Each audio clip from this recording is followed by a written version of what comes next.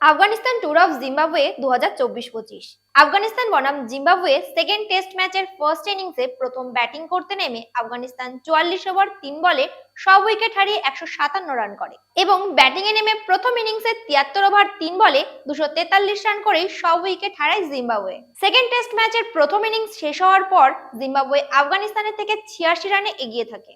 এরপর সেকেন্ড ইনিংসে প্রথম ব্যাটিং এ নেমে আফগানিস্তান 113 ওভার 5 বলে সব উইকেট হারিয়ে 363 রান করে এবং জিম্বাবুয়ে সেকেন্ড ইনিংসে 68 ওভার 3 বলে সব উইকেট হারিয়ে 205 রান করে। সেকেন্ড টেস্ট ম্যাচ শেষ হওয়ার পর আফগানিস্তান জিম্বাবুয়েকে 72 রানের ব্যবধানে হারিয়ে জয়লাভ করে।